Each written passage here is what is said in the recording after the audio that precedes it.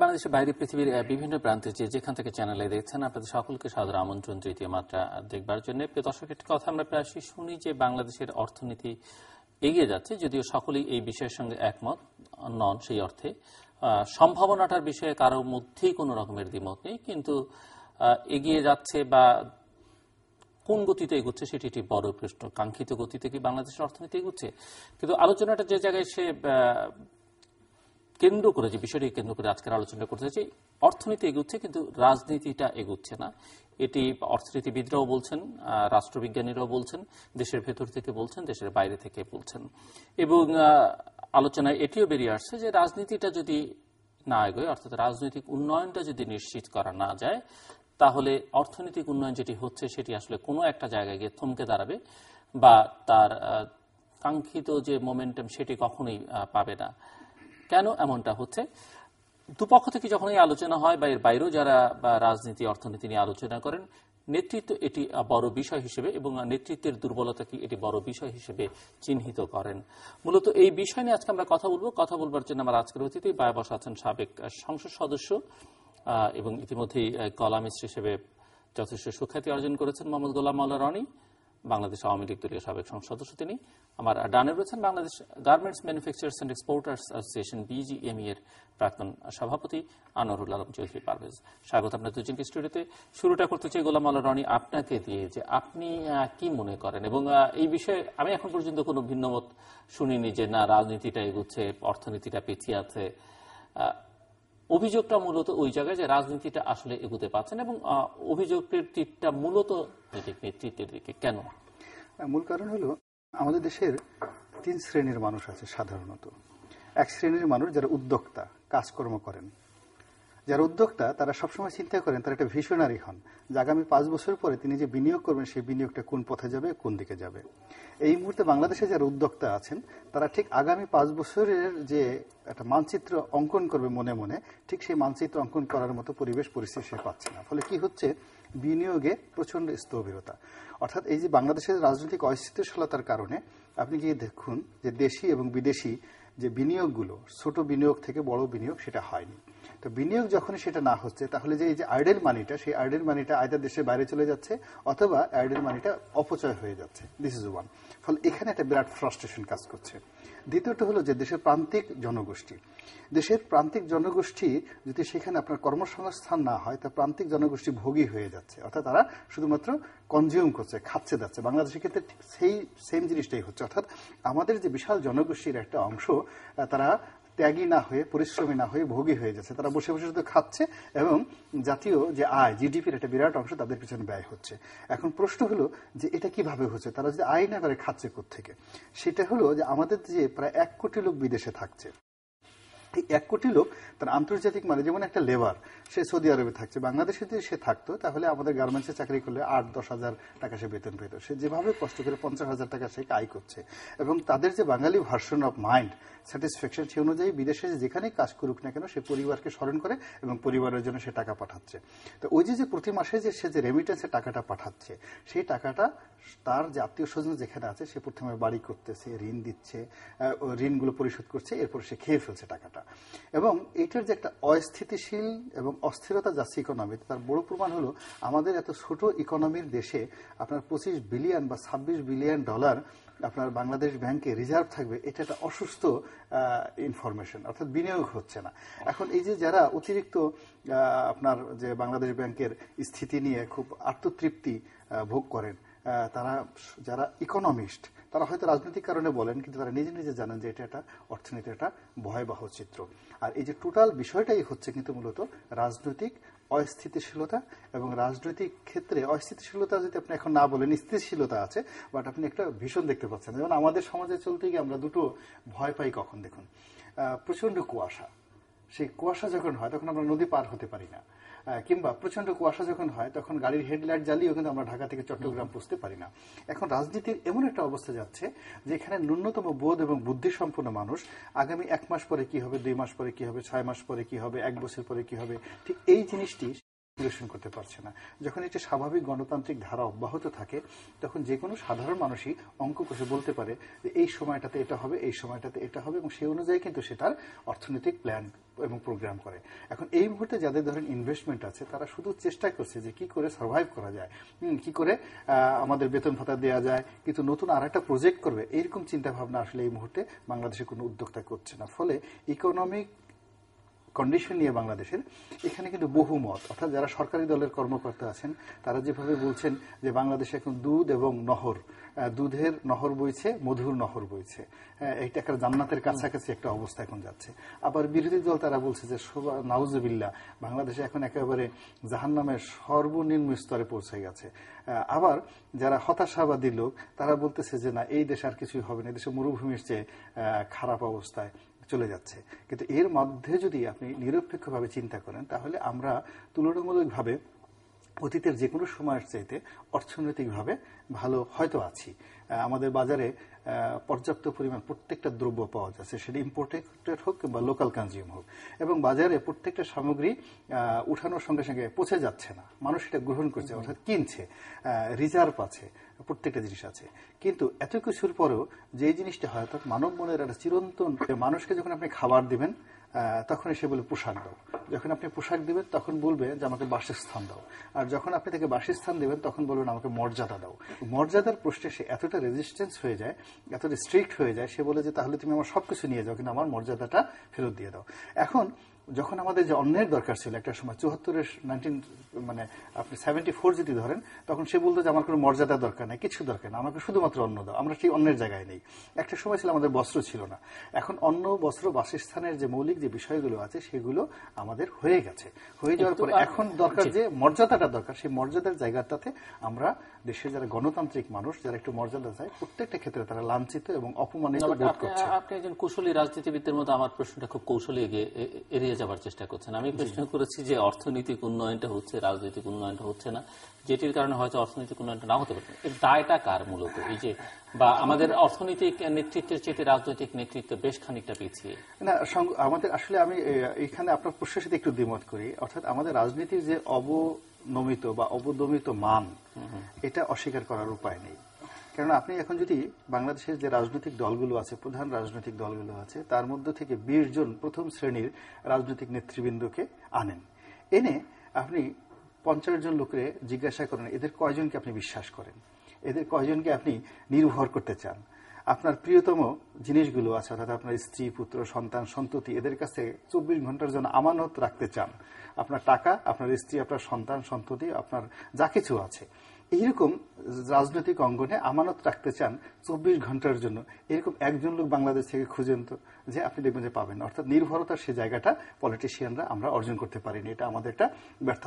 আমাদের যথেষ্ট ক্ষমতা আছে, আমাদের যথেষ্ট মানে মানুষকে ভয় ভীতি দেখানোর আমাদের যোগ্যতা আছে, আমাদেরকে ভয় পাচ্ছে মানুষ, আমরা মানুষকে কনভিন্স করছি, আমরা মানুষকে অনেকে হয়তো প্রতারণা করছি, আমরা কনভিন্স করছি, কিন্তু তাদের শ্রদ্ধা এবং অন্তরের অন্তঃস্থল থেকে ভালোবাসা অর্জন করার মতো যে সমস্ত কর্মকাণ্ড দরকার আমরা আসলে সেই জিনিসটি করতে পারিনি। ফলে আমরা গদিতে আছি, কুর্সিতে আছি, আমাদের দৃশ্যত অনেক কিছু আছে, কিন্তু অন্তঃস্বর শূন্য। অর্থাৎ মানুষের যে বিশ্বাস এবং ভালোবাসা এবং মর্যাদার যে জায়গাটি, সেই জায়গাটি আমরা ধারণ করতে পারছি না। ঠিক এই কারণে কিন্তু অর্থনৈতিক ক্ষেত্র শুধু তাই না, আমাদের সাহিত্য দুর্বল হয়ে গেছে। এখন বড় বড় কবিরা দালালি করে, তারা চিন্তা করলে এতকাল কবিতা লিখে কি লাভ হলো, দালালি করলেই তো বেশি লাভ হয়ে যাচ্ছে। আপনি বড় বড় সঙ্গীতজ্ঞ যারা আছে তারা এখন সুর সাধনা না করে রাস সাধনা শুরু করে দিয়েছে, সিংহাসনের সাধনা শুরু করে দিয়েছে। আপনি বড় বড় যারা ধর্মবেত্তা, আগে এক সময় দেখবেন বিখ্যাত অলি আল্লাহ ছিল, আপনি এখন বাংলাদেশে একজন অলি আল্লাহ খুঁজে পাবেন না। দেখবেন যে কেউ উলামা লীগ করে অথবা কেউ উলামা দল করে, হ্যাঁ, তারা ভাগ হয়ে গেছে। তাদের মধ্যে এখন বলে যে এখন আর আসমানের দিক, আল্লাহর প্রতি তাদের নির্ভরতা নাই, তারা এখন সিংহাসনের দিক, মানে আয়াতাল কুরসি, আল্লাহর যে কুরসি তার প্রতি সে নির্ভরতা তাদের এখন নাই। তারা বলছে না, কুরসিটা গণভবনে কোন কুরসিটা আছে ওটার কাছাকাছি ঘুরতে হবে। আপনি দেখছেন ধর্ম বিভক্ত হয়ে গেছে, সংস্কৃতি বিভক্ত হয়ে গেছে, সাহিত্য বিভক্ত হয়ে গেছে, হ্যাঁ, ব্যবসায়ীরা বিভক্ত হয়ে গেছে, সাংবাদিকরা বিভক্ত হয়ে গেছে, এখন আর কলম ওইভাবে আগের মতো চলে না। ফলে এই যে রাজনৈতিক যে ব্যর্থতার নেতৃত্ব, আমাদের ব্যর্থতা, এইটা মহামারী আকারে আমরা মোটামুটি ডায়রিয়ার মতো ছড়িয়ে দিচ্ছি সর্বক্ষেত্রে, একেবারে আগুনের মতো ছড়িয়ে যাচ্ছে। এখন এই প্রলয়ের আগুন কতখানে গিয়া কিভাবে শেষ হয় এটা সময় বলতে পারবে, ইতিহাসে বলতে পারবে। আসবো আপনার কাছে। মিস্টার আনোয়ারুল আলম চৌধুরী, অনেকেই বলে থাকেন যে বাংলাদেশ এগুচ্ছে এবং বাংলাদেশের অর্থনীতির চাকাকে যারা গতিশীল রাখছেন তার মধ্যে আপনাদের মতো উদ্যোক্তারা, আমাদের কৃষকরা, আমাদের শ্রমিক শ্রেণী যারা আপনাদের ফ্যাক্টরিগুলোতে কাজ করে, যারা প্রবাসে কাজ করে, বিদেশে প্রচুর বাংলাদেশি আছে, তার মধ্যে বাংলাদেশের অর্থনৈতিক রেমিটেন্সটা পাঠাচ্ছে কিন্তু শ্রমিক শ্রেণী। এবং এই যে বাংলাদেশের মানুষ এবং যে যার মতো করে পাচ্ছে নিজের জায়গা করে নেবার চেষ্টা করছে, এবং সেখানে মানুষ কোনোভাবেই এখন আর রাজনৈতিক নেতৃত্বের দিকে তাকিয়ে নেই। যারা ক্ষমতা আছেন না তাদের দিকে, ক্ষমতার বাইরে যারা ভবিষ্যতে যাবার চেষ্টা করছেন না তাদের দিকে, যারা অতীতে ছিলেন না তাদের দিকে, এবং মানুষ আসলে নিজের মতো করে নিজের জায়গা করে নেবার চেষ্টা করছে। কিন্তু তারপরও মানে অর্থনীতিবিদরাও বলেন, রাষ্ট্রবিজ্ঞানীরাও বলে থাকেন যে এভাবে আসলে অর্থনীতি চলে না। যদি রাজনৈতিক নেতৃত্ব, রাজনীতি ঠিক না হয় তাহলে এইভাবে আসলে বহুদূর পর্যন্ত যাওয়া যাবে না। তো আপনি একজন ব্যবসায়ী নেতা হিসেবে আপনার কাছে কি মনে হয়, কথাগুলো ঠিক নাকি মোটামুটি ভাবে একটা ভারসাম্য বজায় রেখে আসলে বাংলাদেশের রাজনীতি অর্থনীতি পাশাপাশি চলছে? অর্থনীতির প্রভাব রাজনীতিতে পড়ে, রাজনীতির প্রভাব অর্থনীতিতে পড়ে, কিন্তু রাজনীতিটা ডোমিনেট করে বলে অনেকেই মনে করে থাকেন। আপাতত না, ধন্যবাদ। অপরচুনিটি কিন্তু সবসময় থাকে। এখন এই অপরচুনিটিটা কতটুকু ক্যাশ করা যায় সেটা নির্ভর করে কিন্তু পটেনশিয়ালিটির উপরে, সামর্থ্যের উপরে, শক্তির উপরে, পলিসির উপরে। এবং এই যে পলিসি, এই পলিসিগুলি কারা সাধারণত ফর্মুলেট করে এবং কাদের দায়িত্ব, কারা দায়িত্বগুলি নেয়, তখন কিন্তু আসবে এটা কিন্তু রাজনীতিবিদরা নেন। এবং একটা দেশে যে স্বপ্ন, এই স্বপ্নটা কিন্তু রাজনীতিবিদরাই কিন্তু দেখায় মানুষকে। বাট এই যে আমাদের যে নেতারা, আমাদের যে লিডার, এবং ওনাদেরও কিন্তু সেই চর্চারও কিন্তু একটা ব্যাপার আছে, সেই ইনস্টিটিউশন থেকে হয়ে আসা। এবং আজকে যেটা রনি ভাই বলল যে বিশ্বাস করে না, আসলে বিশ্বাস অবিশ্বাসের জায়গার মধ্যে কিন্তু এখন আমরা কেউই নাই, বাঙালি কেউ কিন্তু এর মধ্যে নাই কিন্তু। এবং কারণ জিনিসটা হলো যে মানুষ যে কনফিডেন্ট সে কিন্তু নলেজেবল এবং সে নিজেকে কম্পিটেন্টও মনে করে। সে কম্পিটেন্ট বলেই কিন্তু উনি কিন্তু কনফিডেন্ট, এবং এই কম্পিটেন্সিটা আসে নলেজ থেকে, এবং এই নলেজটা আসে কিন্তু ইনস্টিটিউশন গুলি থেকে কিন্তু। এই জিনিসটা কিন্তু আমাদের দেশে শুরু থেকে কিন্তু শুরুর দিকে ছিল। বাট আমি যদি গত কয়েকটা 20-25 বছর বলি, আর্মির থেকে যে শুরু করি, শেখ মুজিব রহমান মারা যাওয়ার পর থেকে, বঙ্গবন্ধুর থেকে, তাহলে কিন্তু আর সেই চর্চাগুলির মধ্যে থেকে কিন্তু আমরা অনেক দূরে চলে আসছি। বাঙালি মানুষগুলি আপনি যদি খেয়াল করেন, আল্লাহর এটা একটা অশেষ রহমত যে আমাদেরকে আল্লাহ এই জিনিসগুলি কিন্তু দিয়ে দিয়েছিল। আপনি খেয়াল করেন যে বাংলাদেশ সম্বন্ধে মানে কি, এটা ছোট্ট একটা দেশ, সবসময় সারা প্রতি বৎসরে কিন্তু এখানে ফ্লাড হচ্ছে, সিডরের মতন ঘটনা ঘটছে, বৃষ্টি হচ্ছে না, হ্যাঁ, মানে কখনো কখনো এরকমই হচ্ছে। আবার ওদিকে গার্মেন্টস ফ্যাক্টরি, রানা প্লাজার মতন ধসও নামছে। এত কিছু পরেও অথচ দেখা যায় যে বাংলাদেশের গ্রোথ কিন্তু ঠিক আছে। এই দেশের মানুষগুলি যখন ফ্লাড হয় এরপর দিন থেকে হাসে, আপনি খেয়াল করে ওরা হাসে, ওরা কিন্তু স্বপ্ন দেখে। এটাকে কেউ দেখাচ্ছে না, ও নিজের থেকে মনে করে আগামী দিন কিন্তু ভালো। এই মানুষগুলা, এই কৃষকরা, ওরা কিন্তু কারোর উপর বসে নাই, ওরা ওদের কাজ করে যাচ্ছে। এবং এই 7 কোটি মানুষের অন্নের সংস্থান করা ডিফিকাল্ট ছিল, অথচ 16 কোটি মানুষের অন্ন সংস্থান তারা করে দিল। 35 মিলিয়ন মেট্রিক টন এখন প্রোডাকশন করে।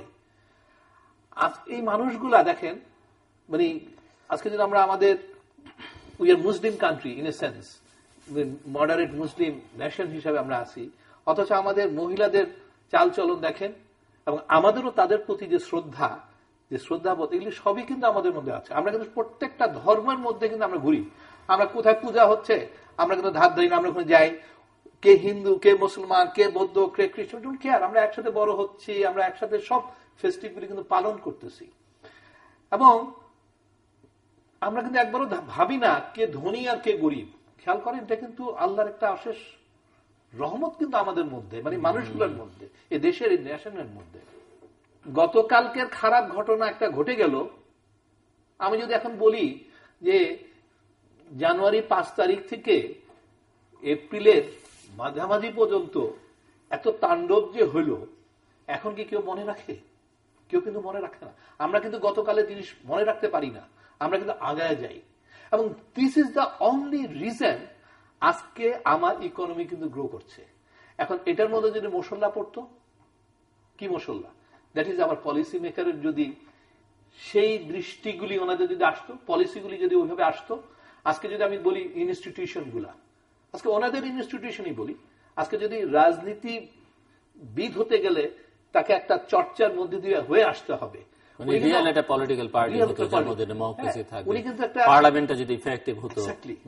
এবং তাহলে উনি কিন্তু ডেলিভার করতে পারত। আজকে যদি আমি আমার এডুকেশনটাকে সে কোয়ালিটি আনতে পারতাম, আজকে যদি আমার ব্যুরোক্রেসি স্ট্রং করতে পারতাম, তাহলে আজকে আমি মানে ওর রিক্রুটমেন্ট থেকে সব জায়গায় কিন্তু একটা ওরকম এক ধরনের স্ট্রং একটা ব্যুরোক্রেট আমরা তৈরি করতে পারতাম। আজকে যদি জুডিশিয়ারিটা আরো স্ট্রং হতো, ইন্ডিপেন্ডেন্ট হতো, আজকে যদি ইলেকশন কমিশন যদি ইন্ডিপেন্ডেন্ট হয়ে যেত, যদি রাজনীতিবিদদের সে জিনিসগুলি থাকতো। Think about this way.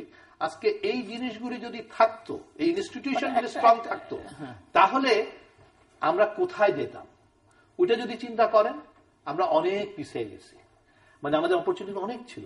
আজকে কিন্তু দেখেন আপনি দেখেন বাংলাদেশের ইকোনমি সাইজ $197 বিলিয়ন হয়ে গেছে। গত বছরও কিন্তু 2 বছর আগেও এটা ছিল $150 বিলিয়ন। আগামী বছর ইট will B $232 billion. Per capital income গত বছর ছিল $1100, 1114, আর এখন হয়ে গেছে 1314। আমার পিপিপি $3,336 হয়ে গেছে। বাংলাদেশ 36 কান্ট্রির মধ্যে পড়ে, টপ 36 এর মধ্যে বাংলাদেশ চলে আসছে।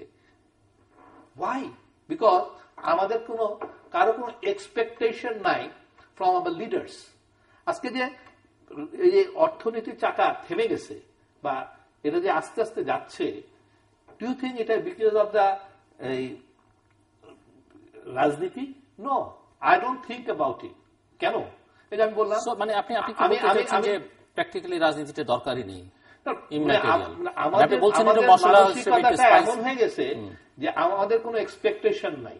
মানে এই মানুষগুলার, বাংলাদেশি কোন মানুষের কোন এক্সপেকটেশন কিন্তু আমাদের নেতাদের কাছে ওইভাবে কিন্তু নাই।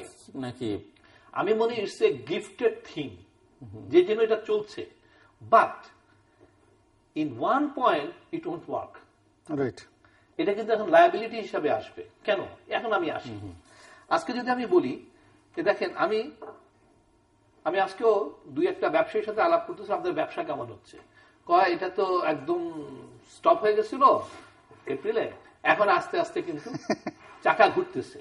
তার মানেটা কি? ওই যে আমি বললাম, আমরা কিন্তু সবসময় আগামীতে স্বপ্ন দেখি, আমরা ইন্ডিভিজুয়ালি যেখানে আমরা কিন্তু আগাচ্ছি। কিন্তু কোন ইন্ডাস্ট্রি যদি ক্ষেত্রে বলা হয়, আজকে ইন্ডাস্ট্রি আগাইতে পারতেছে না কেন? Because of energy policy. আমি কিন্তু এনার্জি পলিসিটা, এটা কিন্তু আমরা আপনি স্বপ্ন দেখলে হবে না, এইখানে কিন্তু আমার লিডারকে কাজ করতে হবে, এইখানে আমরা ওনাদেরকে দরকার। আজকে আমি যখন দেখি এনার্জি ক্রাইসিসের জন্য একটা ইন্ডাস্ট্রি তার গ্রোথ করতে পারতেছে না, তার মানে আই ক্যান ফিল ইট। ওর যদি গ্রোথ না থাকে, একটা ইন্ডাস্ট্রি কন্টিনিউয়াস গ্রোথ যদি ইন্ডাস্ট্রি না থাকে, সেই ইন্ডাস্ট্রি কিন্তু in one point it will be sick. নতুন ইন্ডাস্ট্রি যদি না আসে, নতুন করে কোন ইন্ডাস্ট্রি, ইকোনমি গ্রোথটার আগাইতে পারবে না সামনের দিকে। আপনি যে আজকে জিডিপি আমি $232 বিলিয়ন নেক্সট ইয়ারে দেখবো, এটা একটা সময় কিন্তু থেমে যাবে, কারণ ইনভেস্টমেন্ট লাগবে। তো আপনি এটা নাহলে তো এটা গ্রো করবে না। এই ইনভেস্টমেন্টের ক্ষেত্রটা ক্রিয়েট তো করতে হবে ওনাদেরকে। আমি যদি ক্ষেত্র পাই, আমি পয়সা ইনভেস্টমেন্ট করব।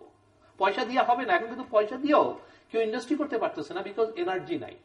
হ্যাঁ, গ্যাস নাই, নাহলে ট্রান্সপোর্টেশনের ইয়ার সমস্যা আছে, হ্যাঁ, পাওয়ার দিতে পারছে না গভর্নমেন্ট, নানান কারণে। Infrastructure is another problem. আজকে ঢাকা চিটাগং আপনার এটা লোড এখন কিন্তু নেওয়ার ক্যাপাসিটি আস্তে আস্তে কমে যাচ্ছে। আজকে যদি আপনার ইকোনমি সাইজ 232 বিলিয়নের, মিনিমাম ইম্পোর্ট হচ্ছে কিন্তু ক্লোজ টু 100 বিলিয়ন। এর 82% ঢাকা চিটাগং রাস্তার উপর নির্ভরশীল। এ যদি ডাবল হয়, তখন এই রাস্তাটা কোথায় যাবে? এখন যদি 4 লেনও হয়ে যায়, ধরে নিচ্ছি যে 10 বছর লাগলো 4 লেন এবং এটা শেষ হচ্ছে এই ডিসেম্বরে, ইটস নট এনাফ, কারণ আপনি তো গ্রো করতেছে। এটা কিন্তু আমি পারবো না ইন্ডিভিজুয়ালি, আপনিও পারবেন না ইন্ডিভিজুয়ালি। আজকে আপনি ম্যান পাওয়ার, কোয়ালিটি এডুকেশন, আপনি এটা কিন্তু ইন্ডিভিজুয়ালি পারবো না। আজকে আপনি যদি সার্ভিস সেক্টরকেও ইমপ্রুভ করতে চান, আপনি কোয়ালিটির লোক লাগবে। আমার এখানে মানুষ আছে, কিন্তু আমার সে মানুষ নাই যে মানুষ আমাকে ভালো আইটি সার্ভিস দিবে, ও ইভেন আপনার এই প্রোগ্রাম কন্ডাক্ট করবে। সেই কোয়ালিটি কিন্তু আমরা বাইর করতে পারতেছি না, আমার সেই ইনস্টিটিউশনগুলি নাই। কিন্তু সেই জায়গাটা কে করবে?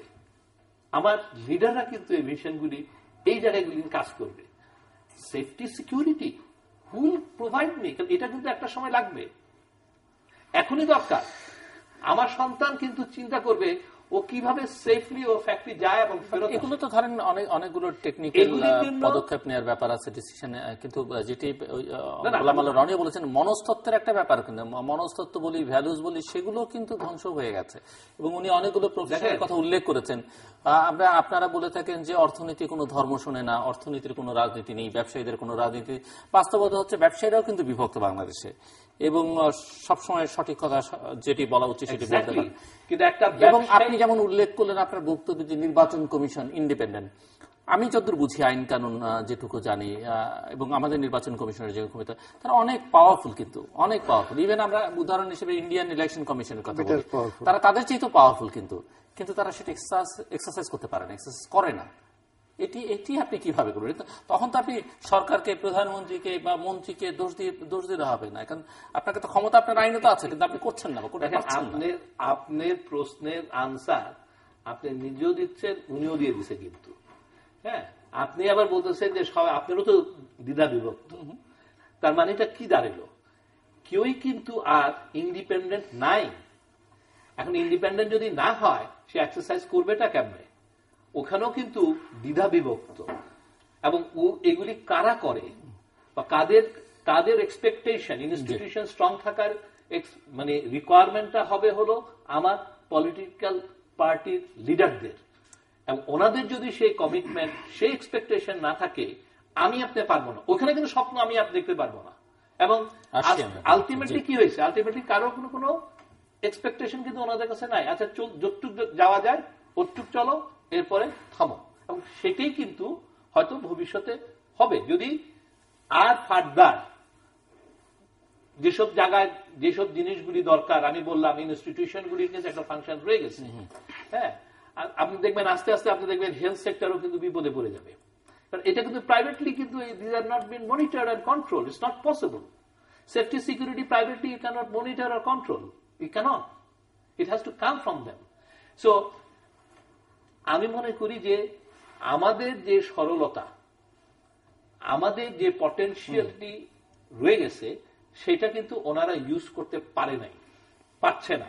যে কারণে অপরচুনিটি থাকা সত্ত্বেও আমরা অনেক লিমিটেড জায়গায় এসে কিন্তু আমরা থেমে গেছি। এরপর এটা কিন্তু গোলাম আল্লাহ রনি, প্রশ্ন হচ্ছে যে কেন পারছে না? এই যে উনি বলছেন যে পারছে না, এবং দ্বিতীয় কথা যেটি আমি বলবো যে আপনি তো সংসদে ছিলেন আইন প্রণেতা হিসেবে, সরকারের রাজনৈতিক নেতৃত্ব, প্রশাসনিক নেতৃত্ব, দুর্নীতিকে কাছ থেকে দেখার সুযোগ হয়েছে এবং ভেতর থেকে দেখার সুযোগ হয়েছে ক্ষমতাসীনদের, এবং ক্ষমতার বাইরে যারা আছেন রাজনৈতিক নেতৃত্ব, তাদের সঙ্গে কম বেশি সক্ষতা মেলামেশা, জেলখানার ভিতরে গিয়ে দেখার সুযোগ, জেলখানার ভেতরে মানে পাপি তাপি সবার সঙ্গেই ঘনিষ্ঠতা হচ্ছে। সব মিলিয়ে এই যে অভিযোগ বা অনুযোগ বা অভিমানের সুরে যে কথাগুলো মানুষ বলে, আপনার কাছে মনে হয় কারণটা কি, কেন হচ্ছে না? এর মূল কারণটা আমার ক্ষুদ্র বুদ্ধিতে যেটা মনে হলো, যে মানুষের মধ্যে যিনি হবেন প্রধান নেতা, তার উদারতা, তার ব্যক্তিত্ব, তার ক্ষমা করার প্রবণতা, তার জ্ঞান গরিমা, তার বুঝার ক্ষমতা থাকবে সবার চাইতে বেশি। এখন আমাদের মধ্যে যে গোষ্ঠীগতভাবে যে দলগুলো রয়েছে, যে নেতৃত্বগুলো রয়েছে, সেখানে যে প্রধান ব্যক্তি যারা আছেন, তারা নিজেরাও বিশ্বাস করেন না যে তারা সেই কমিউনিটির মধ্যে সমস্ত ব্যাপারে বেশি অ্যাকোমোডেট করতে পারেন, বেশি বুঝেন, এবং বেশি ক্ষমা করতে পারেন, বেশি সহ্য করতে পারেন, বেশি ধৈর্য ক্ষমতা আছে এবং বেশি যুদ্ধ করতে পারেন। তো এখন কি করছে প্রত্যেকটা ক্ষেত্রে দেখা যাচ্ছে, আমি একটা উদাহরণে চলে যাই। আপনি যদি ধরুন সম্রাট আকবরের কথা, কিংবা আপনি ধরুন আলেকজান্ডার দ্য গ্রেটের কথা, এখন তার পুরো বাহিনীর মধ্যে সবচেয়ে উনি ছিলেন পরিশ্রমী, উনি ছিলেন সবচেয়ে বড় ক্ষমাশীল, উনি ছিলেন সবচেয়ে বড় দয়ালু, সবচেয়ে দাতা, সবচেয়ে বড় ইনভেনশনের মানে উদ্ভাবনকারী একজন মানুষ। এবং উনি নিজে বসে থেকে তাদের দলের সবচেয়ে ছোট যে মানুষটি তার মর্যাদার ব্যবস্থা করে দিয়েছেন, উনি কাউকে অপদস্থ করেননি। আমাদের সমাজের এখন যে অবস্থাটা এসে গেছে, একজন ম্যানেজিং ডিরেক্টর, ওনার আমাদের মতো হয়তো পারভেজ ভাই ভালো মানুষ, হয়তো উনি, আমি বলবো যে রনি ভাই যেহেতু ভালো বলছে আমাকে, রনি ভাই ভালো মানুষ। আমরা এখন দেখা যাচ্ছে যে আমরা হয়তো আমাদের একটা পিয়নকে অপমান করি না, কিন্তু বেশিরভাগ কোম্পানি গিয়ে দেখবেন যে মালিক যখন বুঝতে পারে যে তার এই মার্চেন্ডাইজারটা বেশি বুঝে, তখন তার প্রথম কাজ থাকে একে সন্দেহ করা এবং এ যাতে ভবিষ্যতে তার মতো মালিক না হতে পারে, এই জন্য তাকে যেভাবে ছোট করে রাখা। সিমিলারলি পলিটিক্যাল পার্টিতে যখন একটা পার্টি প্রধান হয়, তিনি সবসময় চিন্তা করেন যে আমাদের মধ্যে কেউ মাতুব্বর হলো কিনা, যে আমার চেয়ে একটু বেশি বুঝে কিনা। যদি দেখে যে এই ছেলেটা, এই মেয়েটা আমার চেয়ে একটু বেশি বুঝে গেছে, তাকে উঠতে বসতে যতনা দিতে দিতে তার অবস্থা এমন করে ফেলে ও একসময় বলতে বাধ্য হয়, বাবা গো মা গো আমি আর কিছু বুঝি না, আপনি যা বুঝেন সেটাই আমি ভালো মতো বুঝি আর কি। তো এই যে অর্থাৎ যিনি প্রধান ব্যক্তি হবেন, তিনি যদি তার অধীনস্থ লোকদের নেতৃত্বের পর্যায়ে নিয়ে আসার জন্য সহযোগিতা না করেন, উইন্ডো করে না দেন। আপনি একটা জিনিস, নেতৃত্ব কিন্তু সার্কেলের মতো অনেকগুলো চেয়ার থেকে আস্তে আস্তে আস্তে আস্তে যিনি শীর্ষে পৌঁছেন, একদম প্রথম পর্যায়ে বসেন। তো ওই একটা চেয়ারের উপর বসতে বসতে বসতে বসতে কিন্তু একটা বিল্ডিং এর মতো শীর্ষ পর্যায়ে বসেন। শীর্ষ চেয়ার থেকে যদি নিচে গ্রাউন্ড ফ্লোরের কোনো চেয়ারকে না ডাকে যে তুমি উপরে উঠে আসো, ওই চেয়ারের পক্ষে কখনো শীর্ষ পর্যায়ে যাওয়া সম্ভব নয়। সিমিলারলি আমাদের যারা শীর্ষ নেতৃত্বে পৌঁছেছেন, তারা কখনো কোনো অবস্থাতেই তাদের যে তৃণমূল পর্যায়ে নেতৃত্বের যে গুণাবলী সম্পন্ন মানুষগুলো আছেন, সেই ট্যালেন্ট হান্ট তারা করেন না। যদি কখনো কোনো যোগ্যতম লোকের সন্ধান পান, সেই যোগ্যতম মেধার যে মননশীলতাটাকে বিকশিত করার পরিবর্তে সেটি স্তব্ধ করে দেওয়া যায় কিভাবে, এই কালচার সেখানে বাংলাদেশে শুরু হয়ে গেছে। এবং পৃথিবীর অন্যান্য যে সমস্ত তৃতীয় বিশ্বের দেশগুলো, সেখানে একই অবস্থা। তো এই কারণে কি হচ্ছে যে নেতৃত্বের যে পর্যায়ে যেটা গ্রুপ অফ টিম ওয়ার্কটা গড়ে ওঠে নাই। টিম ওয়ার্কটা মিনস হলো, যেমন ধরুন আওয়ামী লীগের মধ্যে আপনি চিন্তা করুন তো 20 থেকে 30 জন লোক থাকা দরকার ছিল, বা অ্যাটলিস্ট 50 জন লোক থাকা দরকার ছিল, যারা দলের সমস্ত গোপনীয় বা সরকারের সমস্ত গোপনীয় বিষয়গুলো একে অপরকে জানে এবং তারা নিয়মিত বৈঠক করে সেগুলো শেয়ার করে। এটা কি আছে? অসম্ভব ব্যাপার। কিংবা আপনি বিএনপির কথা চিন্তা করেন, বিএনপির মতো একটা দলে 50 জন টপ নেতৃত্ব থাকা দরকার উচিত ছিল, যারা প্রত্যেকটা বিষয় জানবেন, একে অপরকে জানবেন এবং পরামর্শ করবেন। কিন্তু সেটা হচ্ছে না। তাদের মধ্যে কি হচ্ছে, বিএনপি বা আওয়ামী লীগ, জাতীয় পার্টি, তাদের যারা প্রধান নেতা, তারা নিজেদেরকে সুপারম্যান বা সুপার লেডি বানাচ্ছেন, অথবা যারা অন্য অনুসারী আছেন তারা তাদের নেতাকে সুপারম্যান। হ্যাঁ, না ইনসিকিউরিটি, কাউকে বিশ্বাস করতে পারেন না, আস্থাহীনতা সেটা হয় কি, আমি যখন যদি আপনাকে অবিশ্বাস করি, এই দুর্বলতার ক্ষেত্রে কিন্তু আমার, আপনার সাথে এই দুর্বলতা আমার, এটা বুঝতে হবে। অর্থাৎ মানুষ যখন, আপনি একটা জিনিস দেখেন যে বনের মধ্যে একটা সিংহ ঘুরে বেড়ায়, হ্যাঁ, আপনি বা একটা বাঘ ঘুরে বেড়ায়, আপনি দেখেন তার হাঁটা চাল চলনের মধ্যে একটা রাজস্বিক ভাব থাকে। সে কখনো কাউকে সন্দেহ করে না, সে কাউকে ধমক দেয় না, সে কাউকে অপমান করে না, লাঞ্ছিত করে না। কিন্তু আপনি একটা শিয়াল দেখেন, একটা সজারু দেখেন, সে কিভাবে হাঁটে, তার শিয়ালের চলাফেরার মধ্যে একটা সন্দেহজনক। সে একবার ল্যাস নাড়বে এইভাবে, একবার ওইদিকে তাকাবে, একবার ভেংসি মারবে।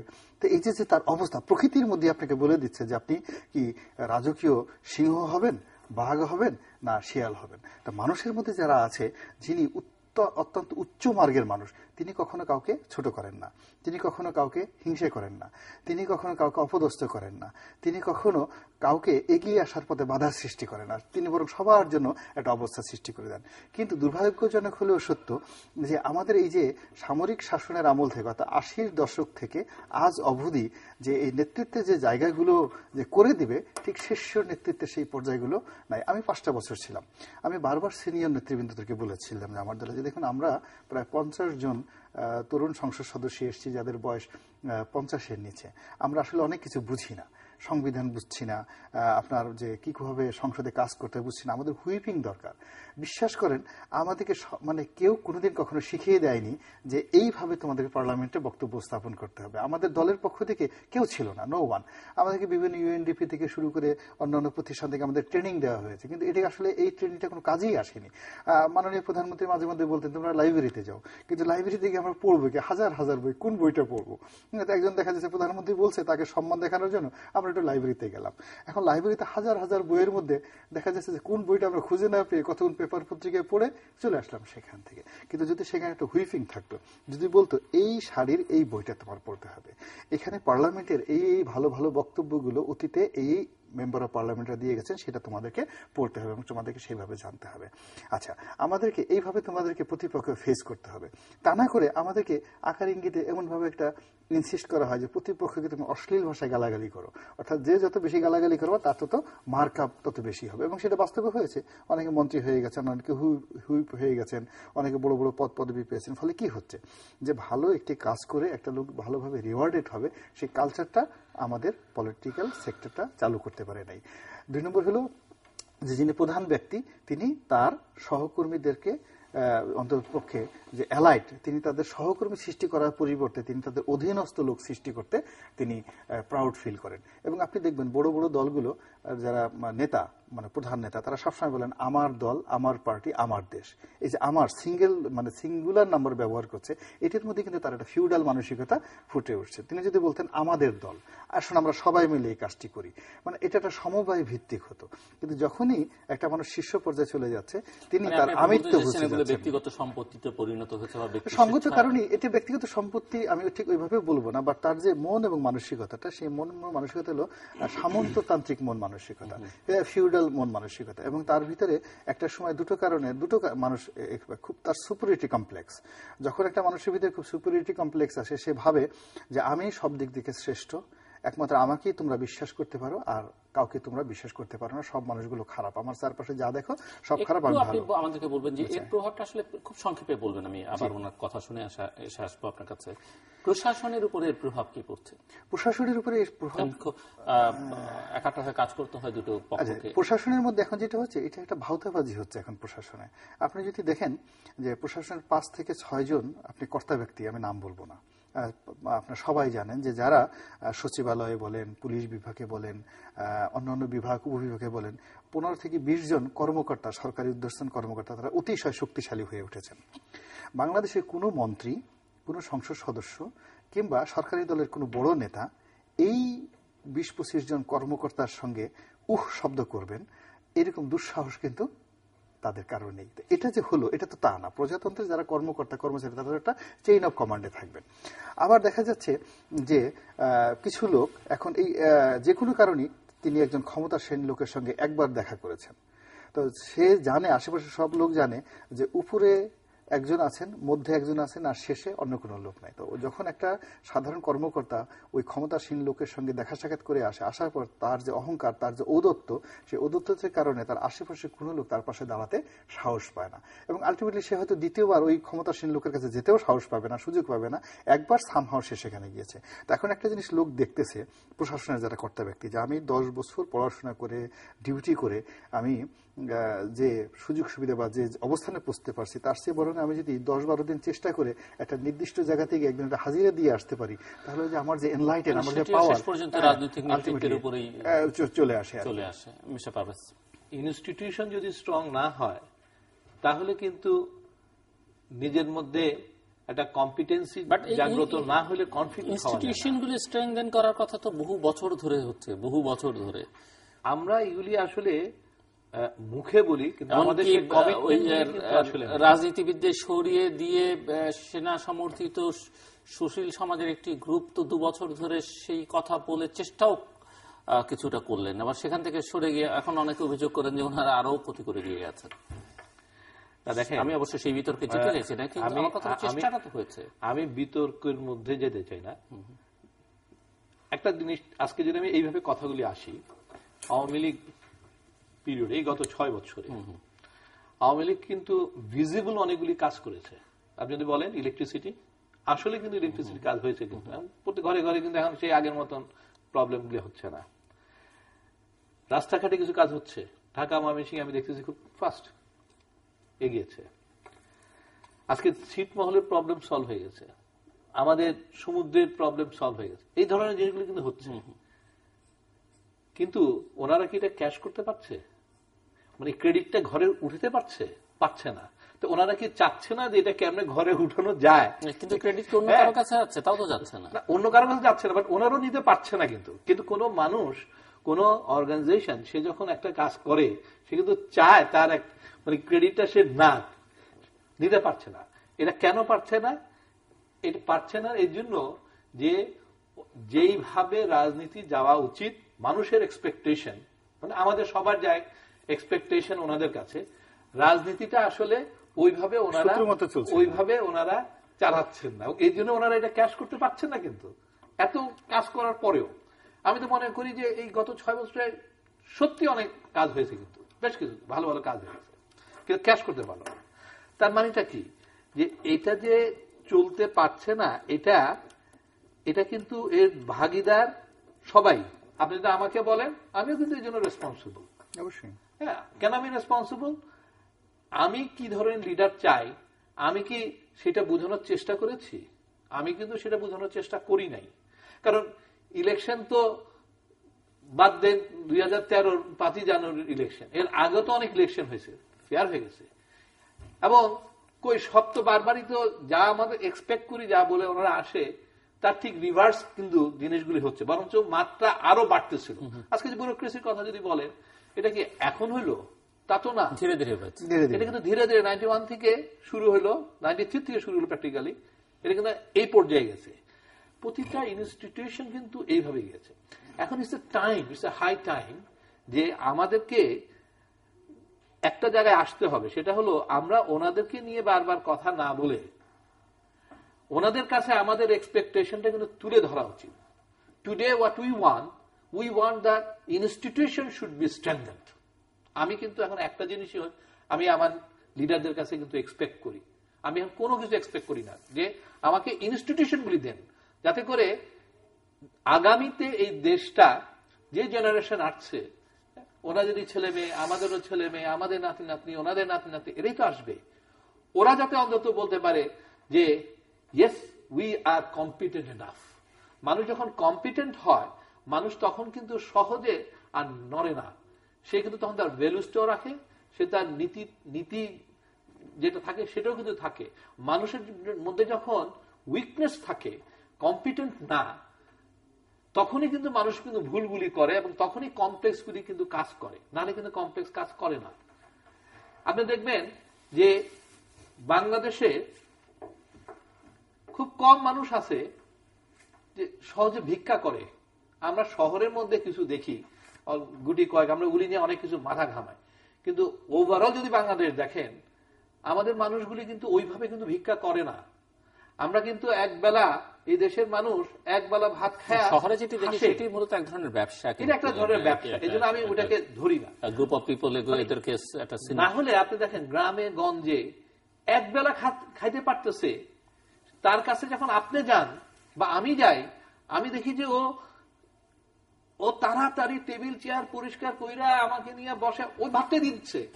এবং ওই পুরুষ হোক মহিলা হোক, যদি আমি খাই দুইটা লোকমা, ওর যে চেহারার এক্সপ্রেশন, যে ওয়েলকামিং, যে খুশি, মানে এটা মনে হচ্ছে যে সে বোধ হয় কোটি টাকার সম্পত্তি পেয়ে গেল। কিচ্ছু না, they feel like that. What it indicates?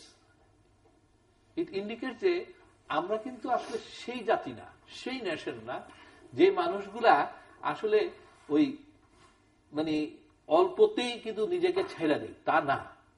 আমরা আসলে আনফরচুনেটলি কম্পিটেন্ট হয়ে আসতে পারি নাই, কারণ আমাদের ইনস্টিটিউশনগুলি এর জন্য রেসপন্সিবল। এবং এই ইনস্টিটিউশনগুলি ডেভেলপ করেই হলো সরকার। এই ইনস্টিটিউশনগুলি দেখভাল করার, একে স্ট্রেনথেন করার, এর কি ধরনের মানুষ আমাদের দরকার, কি ধরনের মানুষ আমাদের হওয়া উচিত, এগুলি কিন্তু আমরা অ্যাটেনশনগুলি দিচ্ছি। আজকে আপনি ইন্ডিয়ার দিকেও যদি তাকান, ইন্ডিয়া কি কারাপশন হচ্ছে না? প্রচুর হচ্ছে, কিন্তু দেখেন ওদের ইনস্টিটিউশনগুলি নষ্ট হয় নাই। আজকে প্রাউডলি বলতে পারে, মোদীকে কত দেখি যে বার করে দেখে আমার কারাপশন, প্রাউডলি বলতে পারে। মানে ওদের লিডারদের, সিনিয়র লিডাররা, দে আর সো কম্পিটেন্ট, সো কনফিডেন্ট, যে ওরা কিন্তু এখন বলতে পারে, এবং উনি যেটা চাচ্ছে সেটা কিন্তু হচ্ছে। আজকে আপনার এখানে যে যেটা পারে না, সে সেই জায়গায় বসে আছে।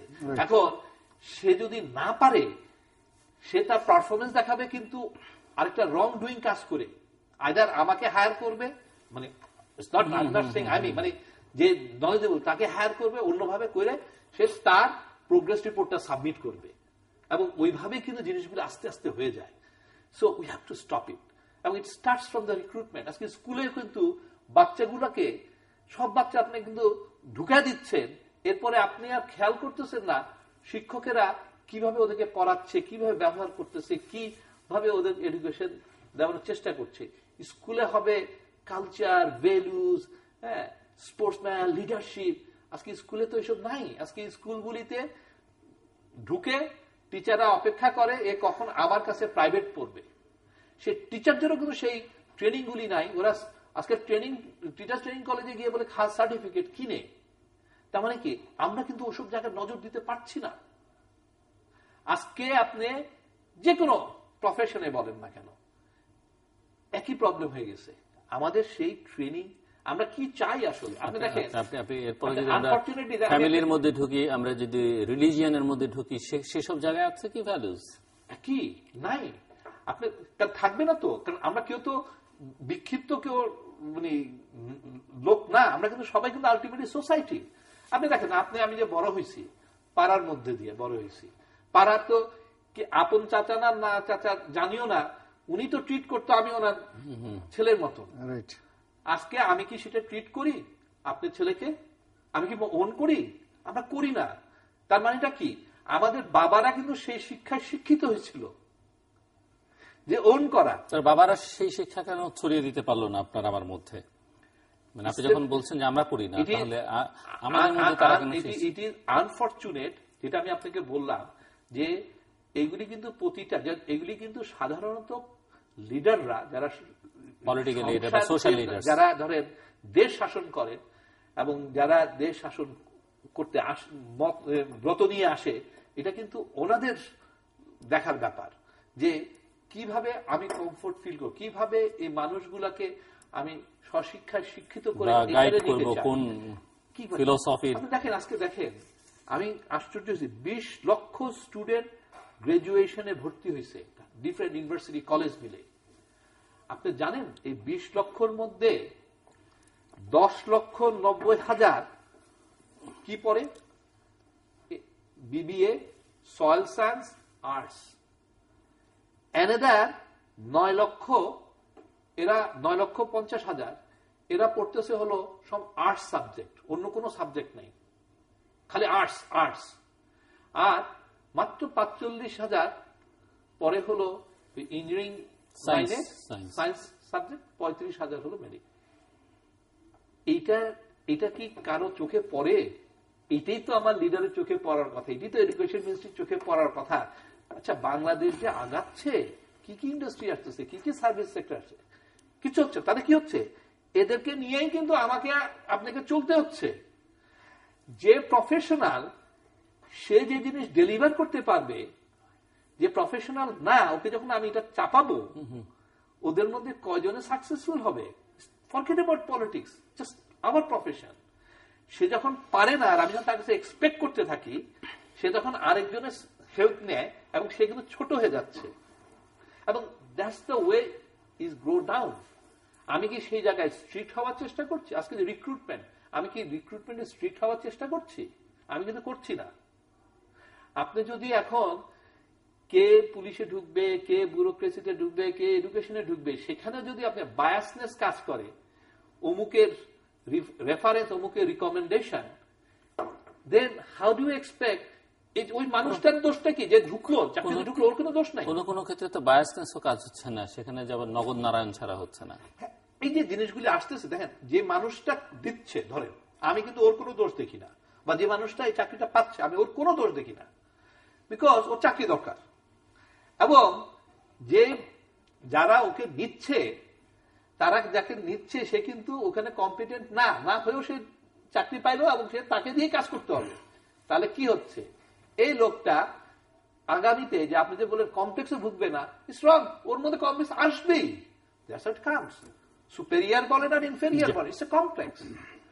কনফিডেন্ট না হলে, কম্পিটেন্ট না হলে আমার মধ্যে কমপ্লেক্স আসবে।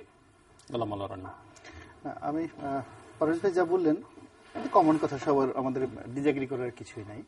তো ওনার এই কন্টিনিউশনটা হলো যে রাষ্ট্র সবসময় চালিয়েছেন নেতারা। নেতা কিভাবে স্বপ্ন দেখে, নেতা কিভাবে কাজ করেন, তার উপর কিন্তু একটা রাষ্ট্র, একটা জাতি, একটা দেশ, যেটা বেরিয়ে আসলে ব্যক্তি পর্যায় পর্যন্ত তার প্রভাব পড়ে, সেটা সমস্ত কিছু নির্ভর করে। এবং আপনি সেটা যদি 70-এর দশকে যখন আমরা আসলে খুব ছোট ছিলাম, আমরা দেখেছি আমাদের যারা ইউনিয়নের মেম্বার হতেন বা চেয়ারম্যান হতেন কিংবা সংসদ সদস্য হতেন, তাদের যে ভ্যালু, সোশ্যাল ভ্যালু, তাদের যে মান, তাদের যে ব্যক্তিত্ব, ওটা আমি এখন আসলে দেখি না। ফলে কি হচ্ছে দেখেন যে এত বছর পরে, স্বাধীনতার সেই 44 বছর পরেও কিন্তু আমরা সেই মানুষের যে মানবিক মান, সেই মানের থেকে অনেক নিচে চলে গেছি। পারভেজ ভাই আরেকটা কথা আমি এটাই করি, যেমন এখনকার ছেলে মেয়েরা তারা যে লেখাপড়া করছে, আগেকার দিনে ক্লাস 6-এ 7-এ বা একটা মানুষের এসএসসি পাশ করে আর যখন আসতো, তার ভিতরে যে জ্ঞান, গরিমা, প্রজ্ঞা, মেধা থাকতো, সমাজ তাদের কাছে কিছু আশা করতো এবং তারাও মনে করতো যে তাদের সমাজের প্রতি কিছু দায়িত্ব এবং কর্তব্যবোধ আছে। এখন এসএসসি পাশ করে একটা ছেলে মেয়ে, আমরা সমাজে যেমন তাদের কাছে কিছু আশা করি না এবং তারাও মনে করে না যে এই সমাজের প্রতি তাদের কোনো দায়িত্ব এবং কর্তব্য আছে। আমরা ছোটকালে যেমন আমার কাছে, আমার সারাদিন খালি আমার বাবা মাকে কিছু করার জন্য মনে হয়, আমি স্বপ্ন দেখতাম যে আমি আয় রোজগার করে আমার বাবার জন্য এটা করব, আমার মায়ের জন্য এটা করব। এখন অনেক আমাদের বন্ধু বান্ধব খুব করে বলে, মানে যাকে আক্ষেপ করে বলে, তাদের ছেলে মেয়ে তাদেরকে বলে যে তোমরা যে আমাদেরকে করছো এটা তো তোমাদের দায়িত্ব, এটার মধ্যে নতুন কি আছে, তুমি বাবা হয়েছে তোমাদের দায়িত্ব করতে হবে। এটা কিন্তু আজ থেকে 20-30 বছর আগে সন্তানেরা বলতো না। তো এই যে সমাজটা চেঞ্জ হয়ে গেছে, কারণ হলো পছন্দটা ধরেছে কিন্তু মাথায়। তো মাথায় যখন পছন্দ ধরে, অর্থাৎ রাজনীতির শীর্ষ পর্যায়ে যখন পছন্দটা ধরে, তখন সেটা সমাজের সর্বস্তরে ছড়িয়ে যায়। এখন আপনি দেখুন যে রাজনীতিবিদদের মধ্যে দুটো শ্রেণী ছিল, যারা ইঞ্জিনিয়ারিংটাকে মনে করতো ফার্স্ট প্রেফারেন্স। যেমন আমাদের পাক ভারত উপমহাদেশের স্থাপনার ক্ষেত্রে রাস্তাঘাট, পুল, ব্রিজ, কালভার্ট, এই ক্ষেত্রে সবচাইতে বেশি নামকরা লোকটি ইন্ডিয়ান শাসকদের মধ্যে উনি হলেন মোহাম্মদ বিন তুগলক। সবচেয়ে পাগল এবং বদমাইশ শাসক ছিলেন, বুঝতে পারছেন? অর্থাৎ তার পাগলামির কারণে পুরো 20-25 বছর সে ভারতবর্ষকে পাগলা গারদ বানিয়ে ফেলেছিল। কিন্তু আপনি এখনো যদি গিয়ে দেখেন যে কলকাতা, মানে দিল্লির যে বড় বড় স্থাপনাগুলো সব কিন্তু তার আমলে সৃষ্টি করা। আবার যদি দেখেন পৃথিবীর সবচেয়ে পাগলা রাজা যাকে বলা হয়, যে রোম যখন পুড়ছিল, সেটা হলো নিরো তখন বাঁশি বাজাচ্ছিল। পৃথিবীর ইঞ্জিনিয়ারিং এর ইতিহাসে সে নিরোর মতো এত বড় ইঞ্জিনিয়ার কেন, অর্থাৎ রোমটাকে তিনি পুড়িয়েছিলেন কেন জানেন? অর্থাৎ রোমের সমস্ত নগরীর যে পুরনো রাস্তাঘাট, বিল্ডিং, এগুলো তার ভালো লাগতেছিল না। এই জন্য সে পুড়িয়ে করলো কি, 10 মাইল প্রশস্ত, 10 মাইল লম্বা, 10 মাইল প্রশস্ত স্কোয়ার একটা শহর সে গড়ে তুলল রোমকে। এবং সেখানে প্রত্যেকটা বিল্ডিং সে করলো 6 তলা বিল্ডিং এবং প্রত্যেকটা স্কোয়ার বিল্ডিং, এবং পুরোটাই গ্রানাইট এবং মার্বেল দিয়ে তৈরি। এবং সে সরকারি খরচে এত বড় একটা শহর গড়ে তুললো মাত্র 6 থেকে 7 বছরের মধ্যে। আপনি বুঝেন যে ডেভেলপমেন্ট এবং উন্নয়ন যদি বলেন, তা নিরোর মতো উন্নয়ন পৃথিবীতে আজ পর্যন্ত কেউ করতে পারে নাই। তাহলে আপনি এখন নিরোকে কি পর্যায়ে দেবেন? ইতিহাসের প্রেক্ষাপটে আমরা কি বলি? পাগলের নাম আসলে বলি যে প্রথম পাগল হলো নিরো, দ্বিতীয় পাগল পাক ভারত উপমহাদেশে আসলে বলে কি মোহাম্মদ বিন তুগলক। আচ্ছা, মহামানব আমরা কাদেরকে বলি? যারা হিউম্যান রিসোর্স সৃষ্টি করেছে। যেমন আমরা দারায়ুসকে বলি, পারস্য সাম্রাজ্য 3000 বছর তারা রাজত্ব করেছে, তারা মানুষ সৃষ্টি করেছে। আমরা সাইরাসের কথা বলি, সাইরাস দ্য গ্রেট, মানুষ সৃষ্টি করেছে। আলেকজান্ডারকে বলি, মানুষ সৃষ্টি করেছে। নেপোলিয়ন বোনাপার্ট, মানুষ। আপনি নেপোলিয়ন বোনাপার্ট ফ্রান্স এটা ব্রিজ করেছে, এটা প্রাসাদ করেছে, আপনি দেখান তো, আপনি দেখাতে পারবেন না। সে কি করেছে? একটা অত্যন্ত শক্তিশালী একটা সিভিল ব্যুরোক্রেসি আর মিলিটারি ব্যুরোক্রেসি সে গড়ে তুলেছিল। আপনি গিয়ে দেখেন যে আমরা কুবলাই খানের কথা বলি, চেঙ্গিস খানের নাতি কুবলাই খানের কথা বলি, এত বড় মহান সম্রাট চীন দেশে আর হয়নি। আপনি কুবলাই খানে কোনো প্রাসাদ খুঁজে পাবেন না চীন দেশে, কিন্তু সে কি করেছিল? পৃথিবীর মধ্যে সবচেয়ে একটা শক্তিশালী মঙ্গল আর্মি তিনি গড়ে তুলেছিলেন। এখন সময় আসছে যে আমরা আমাদের যে 15 কোটি মানুষ, এই মানুষকে মানুষ হিসেবে গড়ে তুলব। বিশ্ব মানচিত্রে যে আমাদের যে প্রভাবশালী যে দেশগুলো আছে, সেখানে যে হিউম্যান রিসোর্সগুলো আছে, তাদের সাথে পাল্লা দিয়ে আমি কি আমাদের জনশক্তিকে শিক্ষা দেব ধর্মবোধ, মানবতা, শিষ্টাচার, গণতন্ত্র, কৃষ্টি এবং কালচার? নাকি আমি বলবো বিল্ডিং করব, ড্রেন করব, কালভার্ট করব, বাথরুম করব, ফিটিংস লাগাই দেবো ভালো ভালো, সেখানে বসে বসে তোমরা যাও বাথরুমে বসে থাকো সারাদিন, তোমাদের আর কিছু করার দরকার নাই, রান্নাঘরে যাও, খাওয়া দাওয়া করো, আর বাথরুমে যাও, আর রাতে ঘুমাও, বেডরুমে ঘুমিয়ে থাকো। কিন্তু বলে রাখবো আমি কিন্তু বেডরুম পাহারা দিতে পারবো না। এটা আমাদের ব্যক্তিগত একটা ব্যাপার আর কি। তো এখন মূল ব্যাপার হলো, আমি ব্যক্তিগতভাবে মনে করি যে এই যে বাংলাদেশের যে এখন যে উন্নয়নটা হলো, নিঃসন্দেহে আমরা উন্নয়ন করেছি যদি আমাদের সঙ্গে আমাদের তুলনা করি, অর্থাৎ গত 10টি বছর বা 20টি বছর আমাদের প্রিভিয়াস কি ছিল আর এখন কি ছিল তার সঙ্গে আমাদের অর্থনৈতিক মান বেড়েছে, আমাদের স্থাপনা বেড়েছে, কিন্তু আমাদের যে সোশ্যাল ভ্যালুগুলো সেগুলো শেষ হয়ে গেছে। আমাদের যে ইনস্টিটিউশনগুলো অর্থাৎ রাষ্ট্রের যে কাঠামোগুলো আছে, রাষ্ট্রের কাঠামো কিভাবে নষ্ট হয়েছে আপনাকে জাস্ট একটা ছোট উদাহরণ দিই।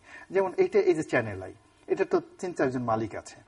এখন আমি এবং পারভেজ ভাই যদি সামনে গিয়ে বলি যে এই তোমরা শুনো লোকজন, আমরা দুজন হলো চ্যানেল আইয়ের মালিক, তাহলে কি করবে? আশেপাশে লোকজন এসে আমাদের ঠাট্টা মস্করা করবে যে নতুন পাগল আসছে, দেখি একটু কি অবস্থা। আর 4-5 ঘন্টা যদি একটু বেশি 2-3 ঘন্টা দাঁড়ায় দাঁড়ায় কথা বলি, এই বিল্ডিং এর যারা পাহারাদার আছে সেই পাহারাদাররা গিয়ে করবে কি? ওনাকে কিছু বলবে না, যেহেতু সে দেখতে শুনতে আমার চেয়ে ভালো, আমার 32টা দাঁত খুলে ফেলবে, পাগল কোথাকার, আমাদের মালিকদের বাদ দিয়ে তুমি এখানে মালিকানা দাবি করছে। তা ছোট্ট একটা প্রতিষ্ঠানের সামনে গিয়ে যদি কেউ একটা মালিকানা দাবি করে, সেখানকার পাহারাদাররা দাঁড়িয়ে যায়, প্রতিবাদ করে। আর দেখা যাচ্ছে যে এই রাষ্ট্রের বিভিন্ন রাষ্ট্রের পাহারাদারদের সামনে পুরো রাষ্ট্রটা এসে দখল করে নিয়ে যায়, তারা চুপ থাকে। তাহলে অধঃপতনটা কোথা থেকে আসে? আপনি বুঝেন ব্যাপারটা। তো এখন মূল ব্যাপারটা হলো যে এই যে ইনস্টিটিউশনগুলো রাষ্ট্রকে পাহারা দেবে, সেটা কি? আমাদের জুডিশিয়ারি, আমাদের সিভিল ব্যুরোক্রেসি, আমাদের মিলিটারি ব্যুরোক্রেসি, আমাদের পুলিশ, আমাদের আমলাতন্ত্র, এটা রাষ্ট্রকে পাহারা দেবে। সেই পাহারার যে জায়গাটা, প্রত্যেকটা জিনিস ভেঙে পড়েছে। এখন আমাদের বাংলাদেশে যদি একবার রাস্তার মদন পাগলকে ডেকে নিয়ে আসেন, এসে যদি বলেন যে বাবা পাগল তুমি যাও ওই জায়গা থেকে, এটা তুমি সরকারের ওই প্রতিষ্ঠান থেকে তুমি জাস্টিস পাবা, ন্যায় বিচার পাবা, কোন পাগল বলবে যে না, আমি ওখানে গিয়ে ন্যায় বিচার পাবো না, আপনার কাছে নগদ নারায়ণ পাল্লা আমাকে 500 টাকা দেন, আমাকে ওই সরকারি অফিসে যাওয়ার কোনো বুদ্ধি শুদ্ধি দিয়েন না। তো এই যে মানুষের যে বিশ্বাস হারিয়ে ফেলছে আমাদের ইনস্টিটিউশনের জায়গাগুলো, এই ধস নেমেছে, সেই ধস থেকে আমাদেরকে যদি বাঁচতে হয়, আমাদের যদি ফিরে আসতে হয়, ইউটার্ন করতে হয়, তাহলে ওই যে ক্ষমতার যিনি শীর্ষে বসে আছেন বা থাকবেন, তাকে জেগে উঠতে হবে।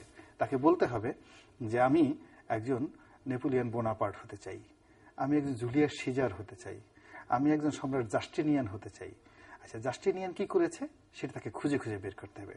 আর তিনি যদি সেইভাবে নিজে জেগে না ওঠেন, তাহলে তার চারিপাশে যে সমস্ত লোক তাকে প্রতিনিয়ত ঘুম পাড়ানোর জন্য বাতাস করছে, তিনি যাতে আয়েসে থাকেন, তার মনে যেন কোনো রকম কষ্ট না থাকে, তার মনে যেন কোনো রকম অতৃপ্তি না থাকে, চারিদিকে যে একটা ব্যঞ্জন, সুখের ব্যঞ্জন তৈরি করে রেখেছে, অর্থাৎ তার চারিদিকে যতগুলো সুখের দেয়াল তৈরি হচ্ছে, বাংলাদেশের সীমান্তগুলোতে আনাচে কানাচে ততগুলো অসুখের দেয়াল ছড়িয়ে পড়ছে। কারণ একদিকে মানে যখন হয়ে যায় আপনি বন্যার মতো, একদিকে যখন আপনি বন্যা হবে, অন্যদিকে কিন্তু দেখবেন পানির অভাব হয়ে যাচ্ছে। বাংলাদেশে যখন বন্যা হচ্ছে, ভাটির দেশে উজানে গিয়ে দেখেন সেখানে অনাবৃষ্টি হচ্ছে। তো সিমিলারলি যে রাজা যখন প্রজার চিন্তা করবেন, তখন প্রজা চিন্তা করে না, সে নিশ্চিন্তে ঘুমায়।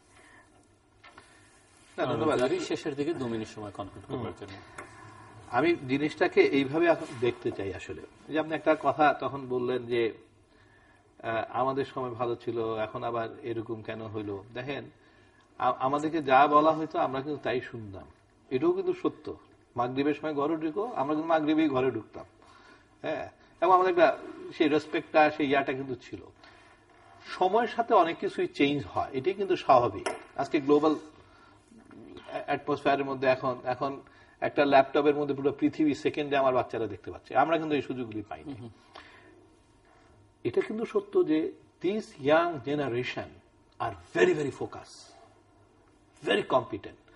তারা আমাদেরকে যদি ভাবে বলতো তোকে ইঞ্জিনিয়ার হইতে হবে, আমাদের কিন্তু ইঞ্জিনিয়ারিংই পড়তে হবে, এদেরকে কিন্তু তা না। ওরা they know exactly from the class 8-9 থেকে ওরা কি হতে চায়, ওরা কি করতে চায়, দে নো, এবং তারা কিন্তু সেদিকে কিন্তু ফোকাস, এবং তারা আমাদের থেকে অনেক বেশি ম্যাচিউরড, আমি বলবো অনেক বেশি ইন্টেলেকচুয়ালি কিন্তু অনেক আগানো।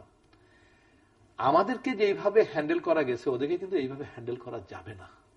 এই জিনিসটা কিন্তু আমাদের মধ্যে উপলব্ধিটা এখন আসতে হবে, আমার লিডারদের মধ্যেও কিন্তু এটা আসতে হবে। আজকে এখনো কিন্তু আমাদের মধ্যে এক্সপেকটেশন নাই, এখনো কিন্তু মানুষ সবসময় মনে করে কালকে দিনটা ভালো, আজকে খারাপ দিন মনে রাখে না। এই জিনিস ভবিষ্যতে কিন্তু ওদের নাও থাকতে পারে যদি ওরা বারবার বাধাগ্রস্ত হয়। এখন তাদেরকে সেই সুযোগটা করার জন্য আসলে ইনস্টিটিউশনগুলি স্ট্রং না করলে কোনো পথ নাই। এটাই কিন্তু এখন আমার লিডারদের কাছে আমাদের চাওয়া। এবং এই ইনস্টিটিউশনের মধ্যে তিনটা জিনিস ইজ ভেরি ইম্পর্টেন্ট, যেটা আমাদের সবাইকে কিন্তু বিশ্বাস করা উচিত। নাম্বার ওয়ান, আমার, আপনার, রনি ভাইয়ের, আমাদের সবারই কিন্তু দায়িত্ব এই দেশে পারফেক্টলি কাজ করা। এটার জন্য কিন্তু কোনো ক্রেডিট নেওয়া যাবে না। It is our responsibility, we have to believe on it and we have to act accordingly. কিন্তু যে এটা আমারই দেশ, আমাকে এখানে জন্মাইছি, এটা আমার রেসপন্সিবিলিটি, ক্রেডিটের কিচ্ছু নাই। সেকেন্ড হলো, উই মাস্ট অ্যাপ্রিসিয়েট।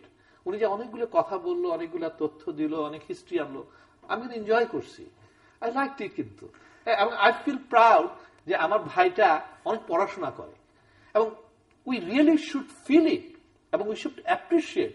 আপনি যে এত সুন্দর করে কন্ডাক্ট করেন, খুব অনেস্টলি বলি, আমি আমার মন থেকে বলতেছি, আমি কিন্তু এনজয় করি, আমি খুব, আই ফিল প্রাউড। আমি বলি মাঝে মাঝে মানুষরা কত সুন্দর ইয়া করে, এবং এটা আমাদের প্রত্যেকটা কিন্তু এই অ্যাপ্রিসিয়েশনটা কিন্তু শিখতে হবে। আমরা কিন্তু অ্যাপ্রিসিয়েট করতে জানি না। আরেকটা হলো ক্রিটিসিজম। এই যে আমরা খুব ইজিলি রাজনীতিবিদদের ক্রিটিসাইজ করি, উমুক করি। No, we have to stop it. আমরা ক্রিটিক্স করতে পারি, আই বিলিভ, যে আসলে কি করা উচিত, কি চাওয়া উচিত।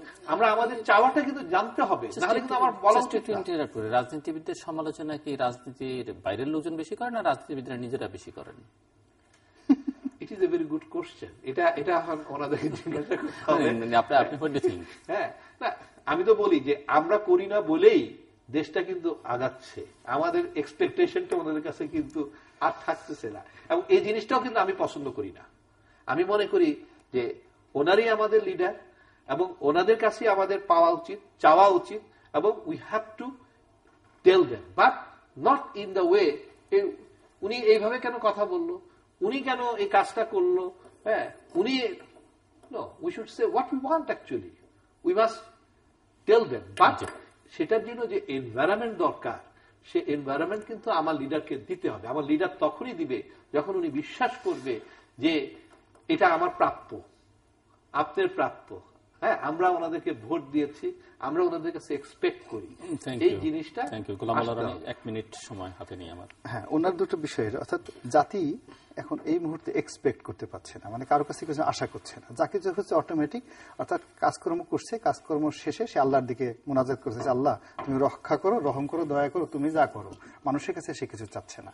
এই অবস্থা একটা জাতি খুব বেশি দূর এগোতে পারে না, বেশি দিন চলতে পারে না। এটা এন্ডিং আছে, এবং এন্ডিংটা হবে খুব ভয়াবহ। Number one. নাম্বার টু হলো তরুণদের সম্পর্কে। আমাদের তরুণরা নিঃসন্দেহে মেধাবী, কিন্তু আমাদের তরুণদের সামনে কোনো উদাহরণ নেই সে কি হতে চায়।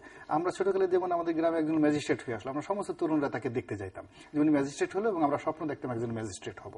কিন্তু এখন আপনি গিয়ে দেখুন যে ঢাকা বিশ্ববিদ্যালয়ের প্রত্যেকটা ডিপার্টমেন্ট থেকে যারা ফার্স্ট হলো, আপনি তাদেরকে বললেন যে তোমাদের মধ্যে কে কে আছো যারা জননেত্রী শেখ হাসিনা, দেশনেত্রী খালেদা জিয়া, মানে পল্লী বন্ধু হোসেন মোহাম্মদ এরশাদ, কিংবা জনমাতের গোলাম আজম, এই 4জন লোককে আপনি দেখানো যে এই তোমার কে কে হতে চাও, আপনি দিকে দেখবেন যে ভোটে কয়জন এই পদগুলো দখল করতে চায়। তাহলে দেখেন এত যুদ্ধ করে, এত করে করে এই বড় বড় পদগুলো যারা ধরে রেখেছে, আমাদের তরুণদের মধ্যে যদি ওই পদ সম্পর্কে তাদের স্বপ্ন না থাকে, আশা না থাকে, ভালোবাসা না থাকে, বিশ্বাস না থাকে, তাহলে এই তরুণরা আগামী দিনগুলোর কি করে নেতৃত্বে এগিয়ে আসবে। এখানে শেষ করাই সমীচীন হবে, এরপরে কথা থাকে না আসলে।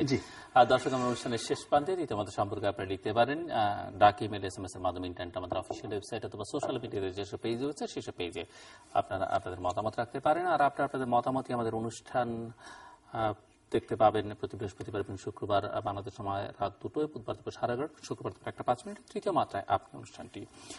মিস্টার আনোয়ার আলম চৌধুরী এবং মিস্টার মোহাম্মদ গোলাম মোল্লা রনি, অসংখ্য ধন্যবাদ আপনাদের দুজনকেই।